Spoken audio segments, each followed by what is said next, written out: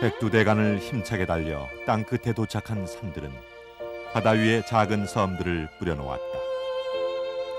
안개에 쌓인 남도의 바다는 어진이의 마음처럼 고요하다.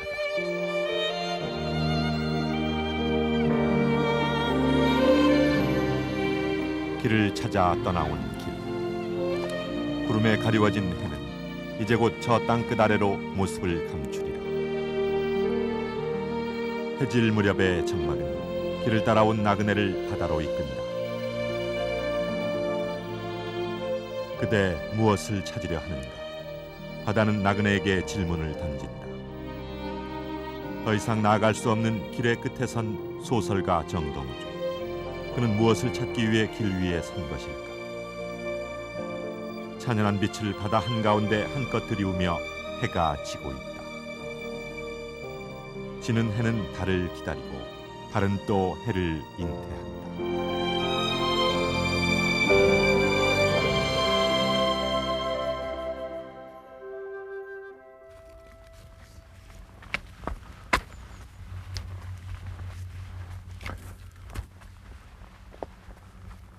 아, 생강나무 군락지네. 아이고, 꽃 여러 그루다. 꽃이 곧 피겠네. 향기 좋지. 봄과 함께 깨어나는 생명들이 있어 문수암 가는 길은 외롭지 않다.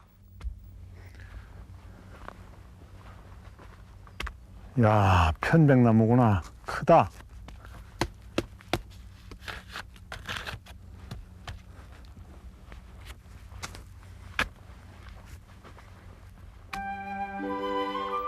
이른 봄 산매화는 어느새 봄맞이가 한창이다.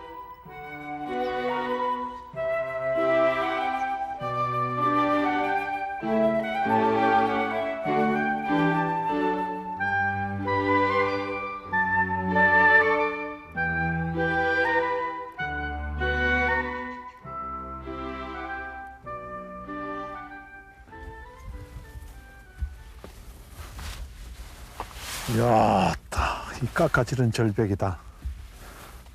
오, 가파르다. 굉장하네. 정동주. 그는 이번 문수암 방문을 통해 암자라는 공간이 가지는 치열한 수행과 구도의 열망, 그리고 그 속에 피어난 한국 불교 정신의 자취를 느껴볼 작정이다.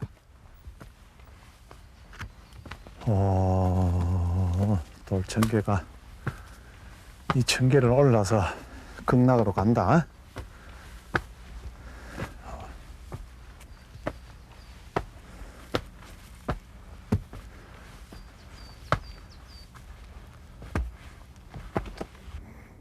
혼자 수행하는, 그래서 이제 소박, 단순 소박, 그 다음 세속으로부터 멀리 떨어져 있음. 또 더 적극적인 개념으로 보면 목숨을 걸고 참구 구도행을 하는 그런 것을 이제 이야기를 하는데, 천혜의 수행처이자 기도처인 문수암은 다가갈수록 가파른 경사로 범인들의 접근을 쉬이 허락하지 않겠다는 모습이다.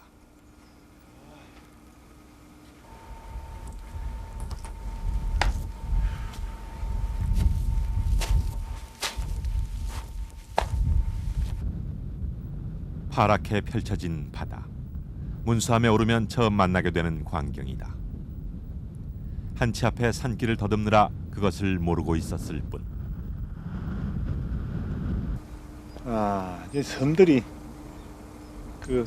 누가 그랬는가, 이걸 뭐 제비가 이렇게 날아가는 그런 뭐 형상이라 했는데,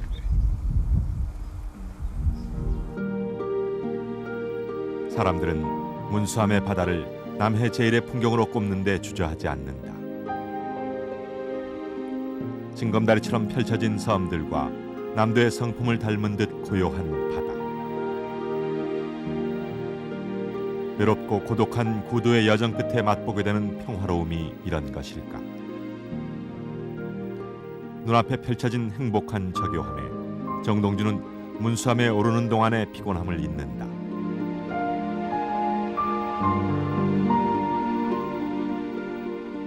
무이산 기슭에 위태로운 듯 자리 잡고 있는 암자 문수암. 문수암은 신라 선덕여왕 5년에 의상대사가 창건했다고 전해지는 고찰이다.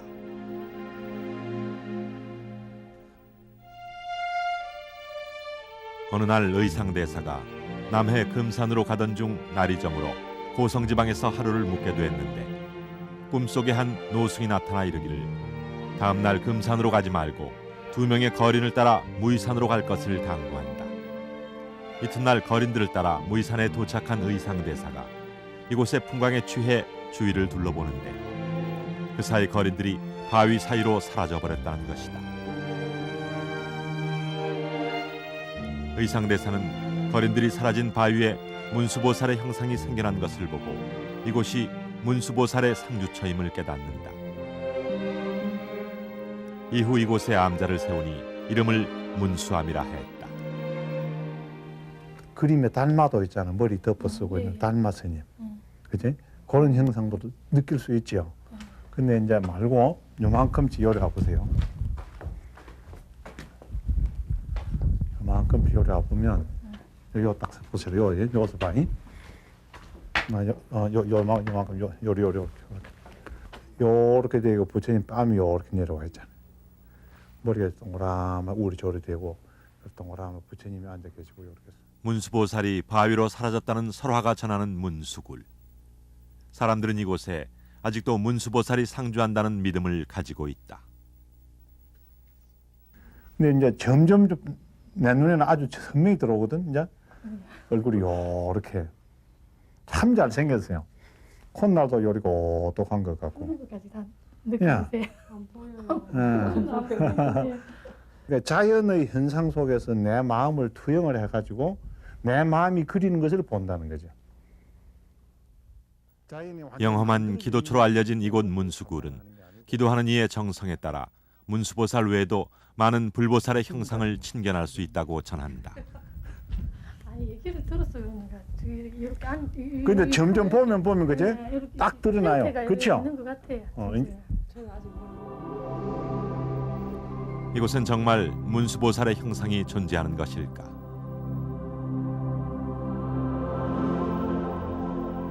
희미하게 빛이 들어가는 석벽 사이로 서서히 모습을 드러내는 문수보살의 형상.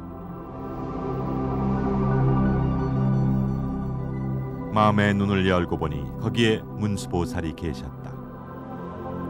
인위적인 조각처럼 정교한 모습의 형상은 보는 이들을 현실과 설화 사이의 혼란으로 빠져들게 한다.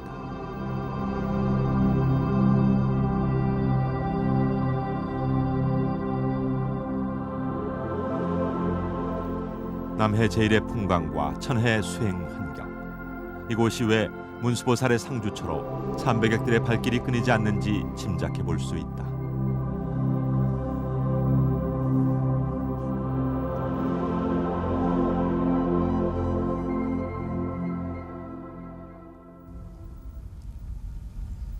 세상 가장 낮은 곳에서 모든 것을 받아들이는 바다. 바다 위 무이산 능선을 따라간 곳에 세상 모든 중생의 시름을 보듬어 줄 것 같은 부처님이 앉아 계신다. 문수암이 수행의 공간이라면 약사불이 계시는 이곳 약사전은 중생들의 의지처인 신행 공간이다.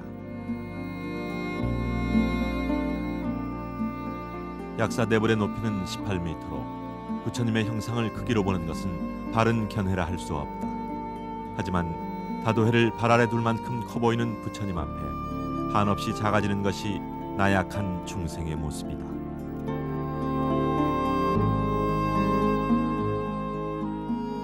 중생의 근기에 따라 모습을 낮추시는 부처님. 중생들은 무명과 분별의 눈으로 저마다의 부처님을 만들고 의지한다. 하지만 부처님은 언제나 그렇듯 중생들을 차별과 분별이 없이 깨달음의 길로 인도한다.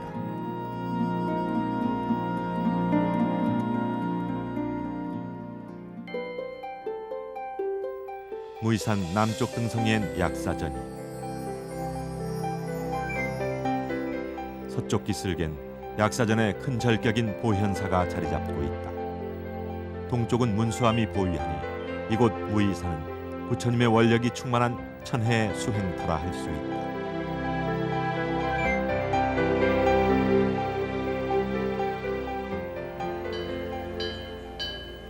마음을 고요히 하는 풍경 소리.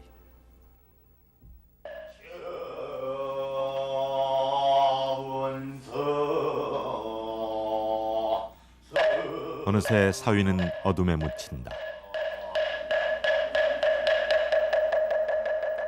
집 떠난 산사에서의 밤. 길을 찾는 구도자의 마음을 다독이는 독경 소리가 법당 안에 울려 퍼진다.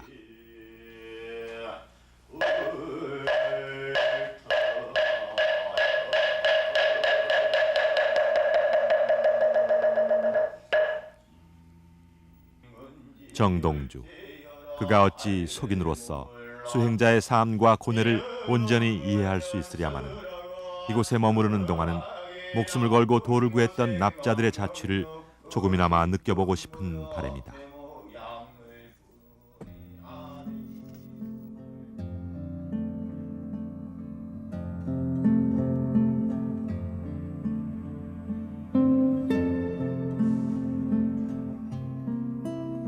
하루를 정리하며 원고지를 앞에 두고 앉은 정동주. 암자에 머무르는 동안엔 펜을 들지 않겠다고 다짐했거니만 작가로서의 본능이 그를 책상 앞으로 이끌고 말았다. 그는 요즘 한국 불교의 정신을 찾아서라는 책을 집필 중이다. 나름의 소신을 가지고 시작한 작업이기에 최선을 다하고픈 것이 작가로서의 마음이다. 산사의 밤, 정동주는 문수함에 올라 보고 느꼈던 감회를 원고에 옮기며 하루를 마감한다.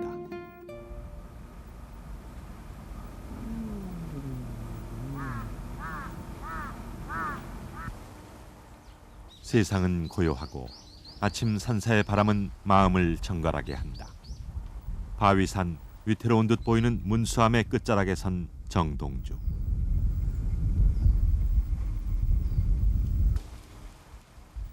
청량한 아침, 무의사는 또 다른 경치를 내어놓고 거센 바닷바람을 따라 굽어자란 소나무도 제 나름의 하루를 시작한다. 절이라기보다도 바위 위에 얹혀 있는 하나의 작은 새집 같은, 근데 바위들이 깎아지른 듯이 험하기도 하지만 오르는 길 또한 험해서 참으로 그 세속의 번뇌와 인연을 업장을 끊고 생사윤회에서 벗어나고자 하는 사람들의 기도 같은 그런 것들이 그대로 형상화된 듯한 그런 느낌을 줍니다.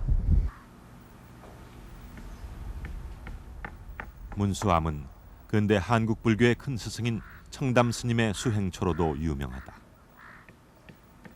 아찔한 수직 바위를 끼고 자리 잡은 청담 스님의 수행처는 한일 합방 이후 외색화된 불교를 바로잡기 위한 한국 불교 정화 운동의 발상지이기도 하다.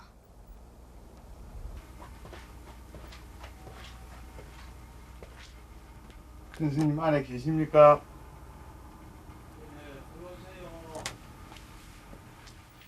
의복을 갖춰 입은 건 평소 존경해온 스님에 대한 마음의 표현이다.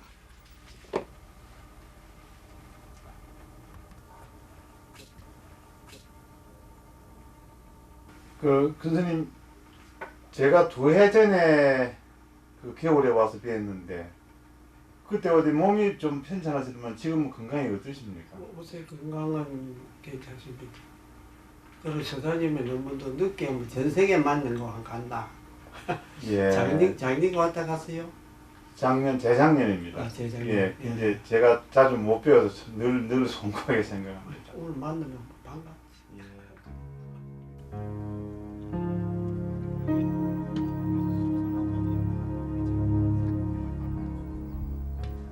청담 스님의 상수 제자인 정천 스님. 스승을 닮아서일까? 스님은 철저한 수행자의 모습으로 한평생을 오롯이 살아왔다.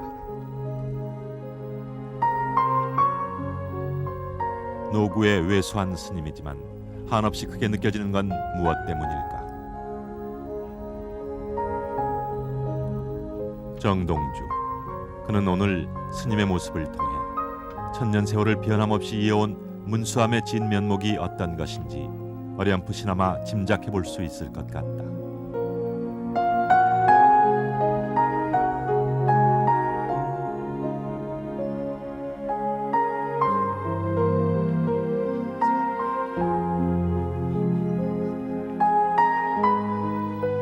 스님이 들려주는 스승 청담 스님에 대한 기억은 한국 불교사의 큰 스승 그대로의 모습이었다. 그때 이제 계속 정진하고 그때 내가 밥을 갖다 드리고 스님이 두문불출했거든요. 예. 예. 그래가지고 이제 사다리 놓고 밥 갖다 주고 이래서 그거 이제 큰 방어 그거로 한번 데려가냐. 그때 이제 있었는데 그 이 대통령께서 이제 외석성으로 물러가라. 그래서 이제 대울 스님이 와가지고 스님인데 이제 권유를 해서 요 찬수에 불교를 좀 정화를 해야 되겠다. 그래가지고 이제 권유해서 이제 금생에 한생 늦더라도 이제 정화는 꼭 해야 되겠다 싶어서 스님이 이제 그때 이제 서울로 가가지고 이제 정화로 불사로 시작했죠. 그래 이 터가 깨달음을 이루기 전엔 톡을 밖으로 나가지 않겠다고 결의했던 청담 스님. 하지만 한국 불교의 장래를 위해 자신의 성부를 미루어야 했던 스님의 면목은 보살의 모습 그것이었다.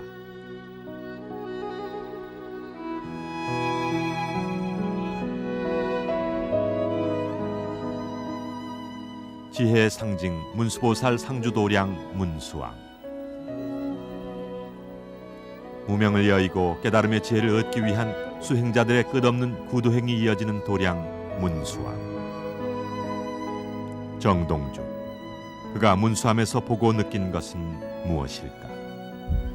아름답다기보다도 고뇌에 빠진 사람들이 뜨거운 고뇌, 또 그 고뇌로부터 벗어나고자 하는 사람들의 치열한 기도, 뭐 그런 것들이 잘 어우러진 것 같은 그런 느낌을 강하게 받고 있습니다.